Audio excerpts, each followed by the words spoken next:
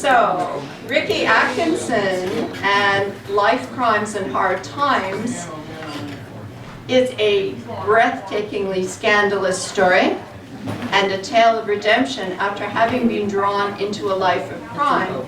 It is the sober memoir which provides a solid understanding of how crime is situated in structural, cultural, historical, and situational contexts. It is the story of Ricky Atkinson, leader of the Dirty Tricks gang, who grew up fast and hard in one of Toronto's toughest neighbourhoods during the social ferment of the 60s, during the fledgling Black Power movement in Canada. His life was made all the more difficult coming from a black, white, and Aboriginal mixed family. Under his leadership, the gang eventually robbed more banks and pulled off so many jobs that it is unrivaled in Canadian history. Wow. Followed him from the mean streets to backroom plotting to jail and back again as he learns the hard lessons of leadership, courage, and betrayal. Today, after reconciling his past and life, he works to educate youth and people from all backgrounds about the no-win choice of being a criminal. Ricky Atkinson.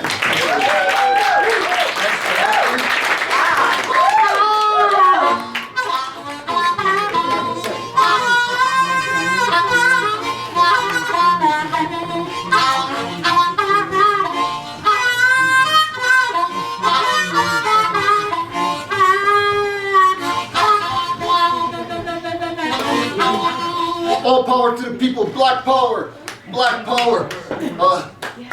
I just lost my train of thought. Sorry about that. Anyways, this book is about that era, when it was a revolutionary attitude in North America. There was tanks on the street, there was people fighting. Attica was in everybody's mind then. I was in Toronto then, 14, 15 years old, and I was involved in some kind of criminal activity, mostly delinquent stuff. And then a guy came into this neighborhood. He was an SA officer from the United States, CIA guy, on the COINTEL program with the United States.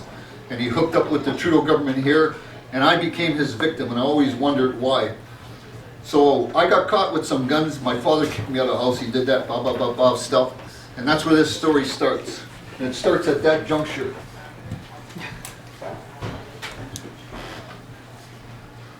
10 apartments were available in the old 3-story building on Euclid Avenue in the Little Italy area. The apartments came with a huge basement, shared kitchen, and a shared bathroom on each floor. We rented all the apartments taken over the building. Unfortunately, we were evicted because Everett was dumb enough to fire a gun inside his room just as the landlord was collecting rent. He kicked us all out. Laverne and I ended up taking an apartment in East End, across the street from Regent Park, next to the Jard Hotel. It was not unfamiliar to me. The Jard was to the East End, as the Paramount was to the West End. There were good reasons for moving east. The best one being that we thought Bert Novus would hassle us less if we were outside the boundaries of 14th Division. At the time, although it seems peculiar now, anyone in Canada could own a rifle of any kind as long as the weapon was 32 inches or longer. I'd often go into a hardware store and ask for a shotgun, a hacksaw, a pair of gloves, a ski mask, paying anywhere from $20 to $50 for the kit, and leave without any thought of being arrested. Of course, even then, no one could own a handgun without a license. We carried handguns anyways, because the penalty was only a month or 2 in jail, and the theory was that it was better to have a gun and take the risk of getting caught than not to have a gun and need one to save your life. My father had already told me that I was old enough to run into trouble because of the color of my skin, and I ought to be prepared to defend myself properly. He never flat out said I should break the law. He simply gave me permission to do what I had to defend myself. His words, son, I'd rather visit you in jail than visit your grave. No need to elaborate.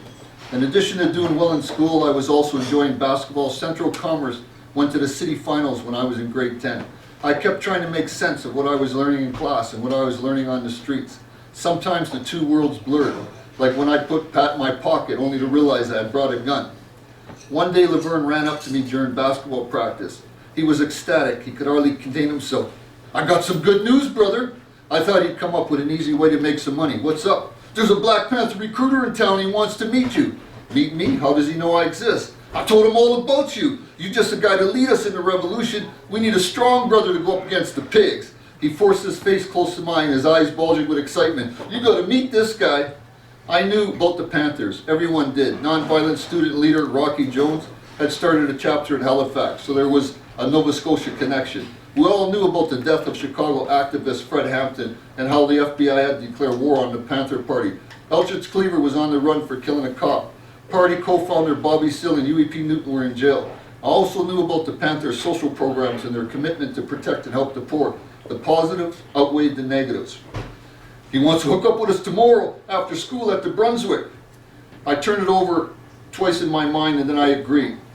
Laverne said, right on, brother, you ain't gonna regret this. We have the fucking Panther Party behind us. The pigs ain't gonna fuck with us anymore. I spent the night thinking it through. Maybe the Panthers were my ticket out, away from all the problems that seemed to be weighing me down. That night I slept with my rifle close to my bed. I'm not kidding. The next day school dragged on. I couldn't concentrate. When the final bell rang, I raced up to Bloor Street, hailed a cab and rode over to the bar. Like in the movies, I entered the sound of the blues, a recording of Sonny Boy Williamson on his harmonica. Looking around the main floor of the beer hall, I spotted Laverne's huge afro. He was sitting with his back to the door. Staring at me was an older man, perhaps 50 years old. He watched me as I scanned for cops, but I approached him. Something seeming to prove my caution. Laverne slapped my hand, greeting me, and introduced me to man as Clay. I sat down next to him. What state you from? Maryland. You been there before? No, is Clay your real name? I asked, because I didn't like using nicknames when meeting people. My name's Warren Hart, he replied. Brother, I'll get to the point. We need a place for our people to hide. Lee here says you can get identification and apartments to rent. ID was no problem. Most of the prostitutes we knew always seemed to have a wallet they'd stolen from some trick.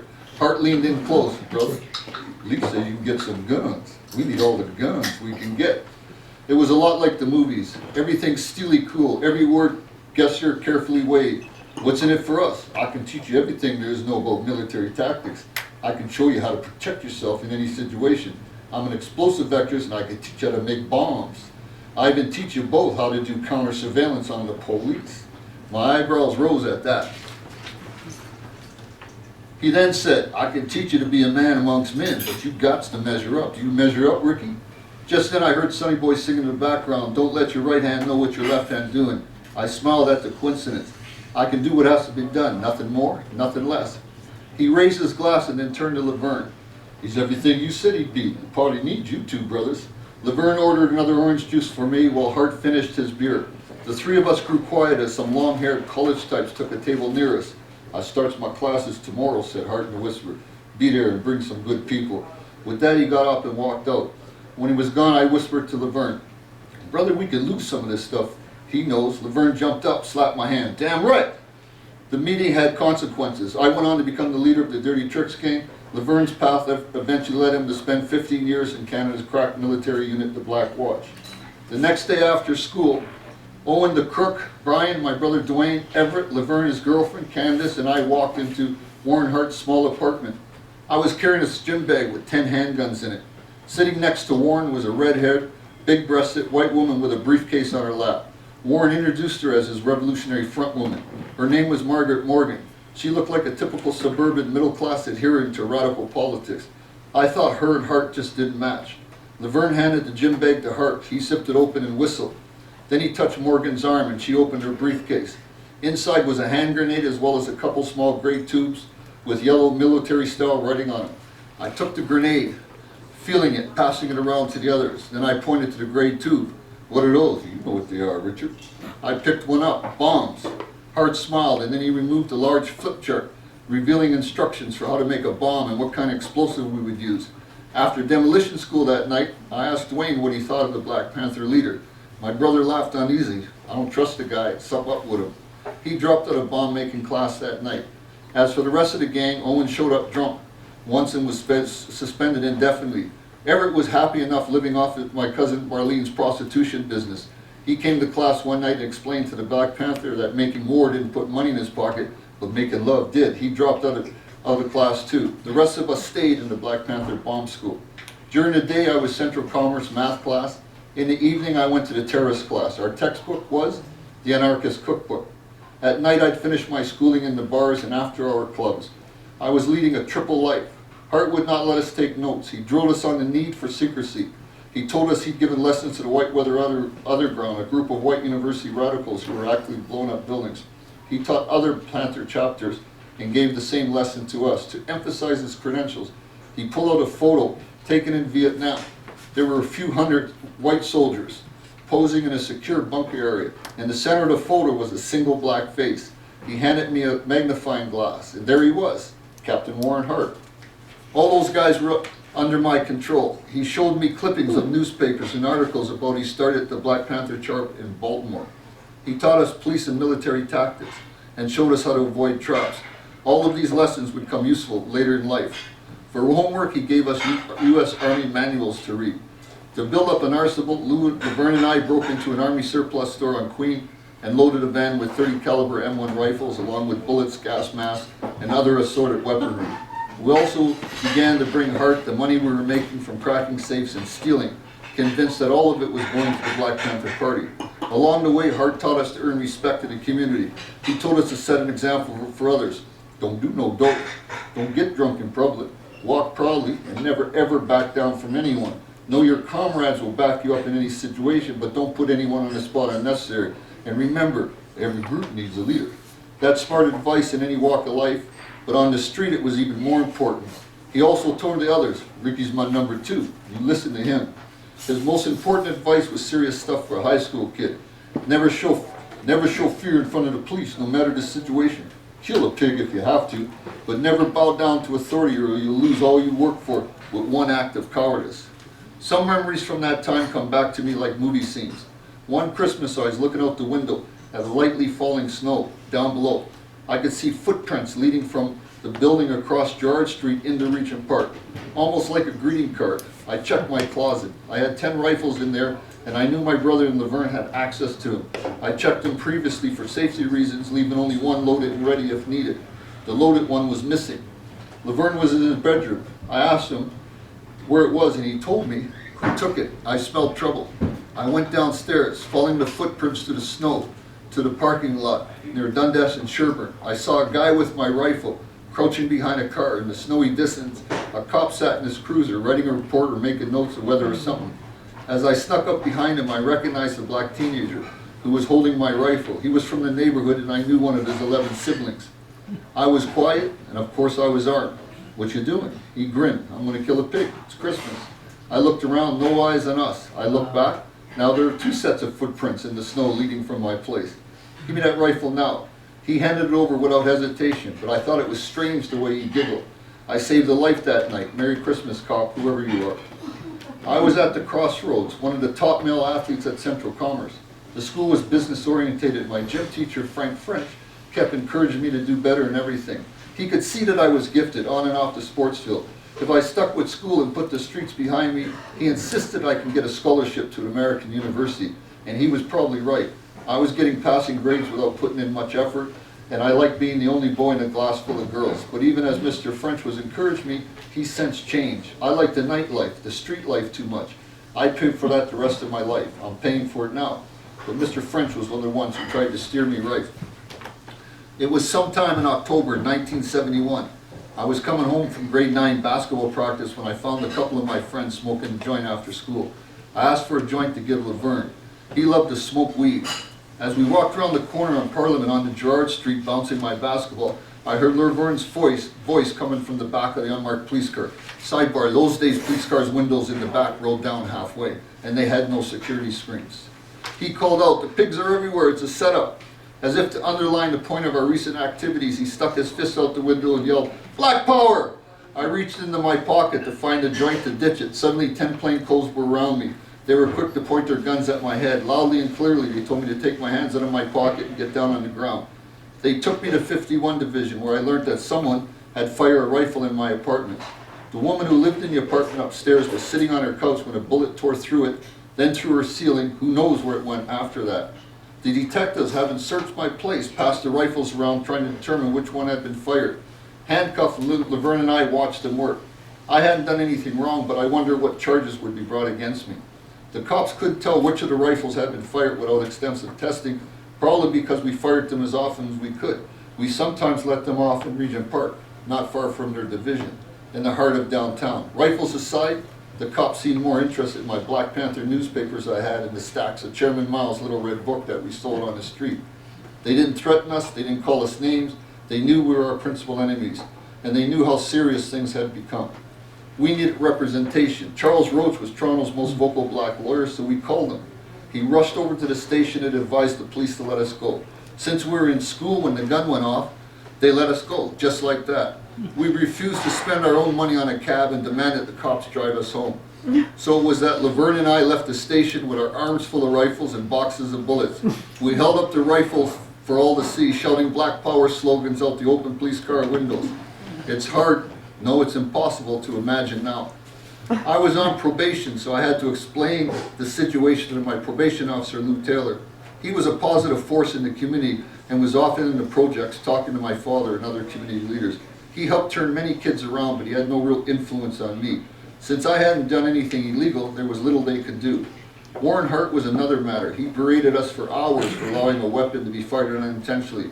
He repeated his lessons about gun safety, noting time again and again how soldiers are often killed in the field by a careless gunplay. I promised to be more careful. He seemed more upset at the fact that I got caught with a joint. He told me that if he ever caught me working on a bomb when I was high, he'd shoot me on the spot for the safety of the others in the room. I promised about gun safety didn't last long. A week or so later, Candace came over to the department and stripped the .303 rifle and reassembled it for practice. Trouble is, she left it loaded with the safety off, leaning against the bookshelf. While practicing his karate moves, Laverne kicked the bookshelf over and the gun fell over and went off. This time the bullet went into the apartment below. The cops came again. They took all our weapons again. This time Charles Rose advised me to forget them. I lost hundreds of dollars worth of rifles that night, but I knew he was right. Just before Christmas, Owen was released from Guelph. He needed some quick money to get something nice for his girlfriend. The easiest way to get cash was to sell off some of his guns. We headed to the Brunswick for a chat. I asked Owen to show me the gun. As it happened, he had two brand new Smith & Wesson snub-nosed .38s, one of which was unloaded. He handed me the empty one. He handed the empty one to me while downing our second Black Russian. I had only been drinking for about a week or 2 weeks at that time. The booze was having its desired effect, and we walked joyfully to the embassy tavern at Bloor in Bel Air to look for a buyer. I waited outside, and Owen went inside to find his man. While I was killing time, a stream of pretty girls walked into the bar on arms of bikers. I was wearing a long black mini maxi coat, a red jumpsuit with a thick black belt around my waist. My bell bottoms were tucked into knee-high black leather boots. To complete the picture, I had a wide-brimmed black leather hat trimmed with mink, topped with a big white feather. I caught my reflection in the window of the bar thinking how foolish a girl had to be to choose a greasy biker over someone as hip as me.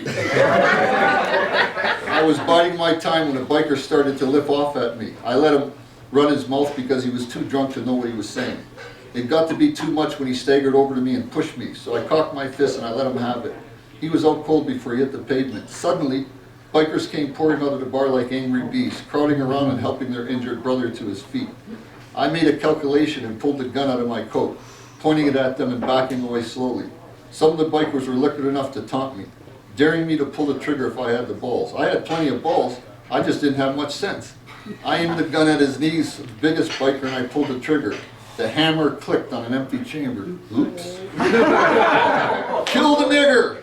I started to run, pointing the gun over my shoulder at them, pulling the trigger again and again. At best, there might have been a bullet in the chamber. At worst, a gun aimed in your direction is a powerful visual.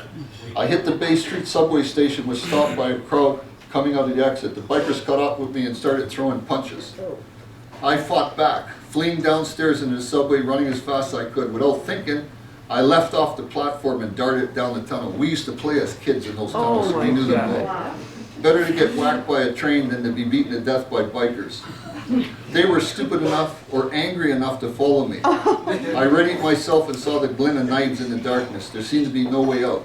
"We're going to carve you up real good," said one of them. Then another voice said, "I don't think so, boys."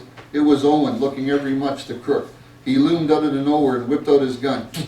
He let 2 rounds fly over their head. They froze. "I don't want any trouble," Owen said, "but I will shoot you dead if you take one more step." They retreated. We continued down the dark tunnel towards Yonge Street, jumping out of the way of speeding train race by. A close call upon a close call. After catching a cab, I went to Darcy's, my favorite after-hours bar in Yorkville. Owen grabbed a bottle and a girl, and I traded my empty gun for a loaded one and went to the washroom to tend my busted lip. A friend of mine, Libby, came in to check me. He was outraged. He wanted everyone in Darcy's to head back over to the embassy and kick some biker ass. I wasn't interested. All I wanted was my new girl. I had a few drinks, probably too many, because gradually Libby's idea began to make sense. You just can't let shit happen, I said. There's 50 of us here. Those bikers say they're brothers, but we really are brothers. Ain't that right, Brother Libby? I admit I was a little drunk, but not too drunk to know I needed an alibi. I pulled Owen aside and told him to tell the others to stick around. What was about to happen wouldn't need an army. I just wanted to shoot up the bar so the bikers would know we could take care of business if we had to. The plan was simple. Open a door, blast a few rounds in the ceiling, take off back to Darcy's. No plan is ever that simple. When Libby and I got to the embassy, we pulled our guns out and tugged on the door. It was locked.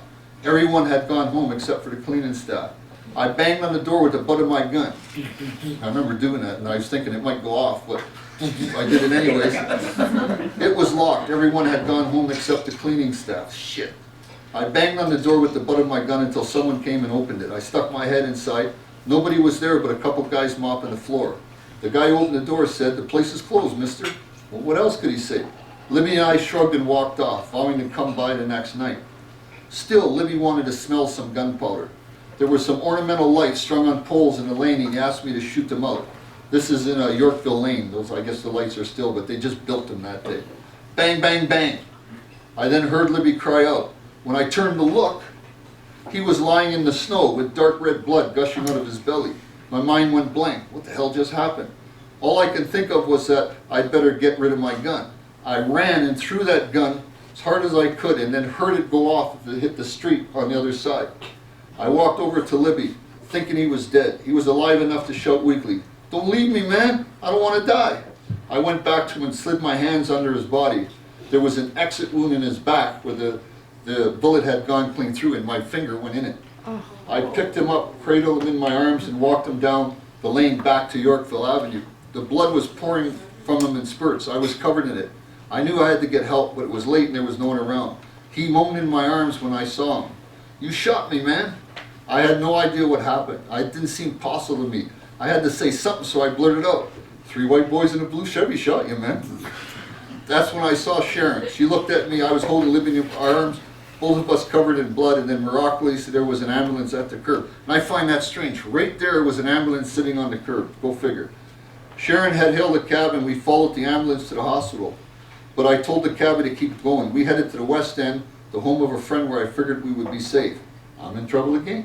Sharon and I stayed overnight smoking weed and listening to the radio news to find out whether Libby lived or died. In the morning, the paper had black youth gunned down in Yorkville, racial tension on the rise, police looking for 3 white men in a blue Chevy. Later we found out there was no bullet found in Libby's body, nothing to match his gun, no witnesses came forward, cops didn't interview anyone I knew. My life at the age 16. So Libby, I went and seen Libby just a few years ago. I came from Vancouver, knocked on his door.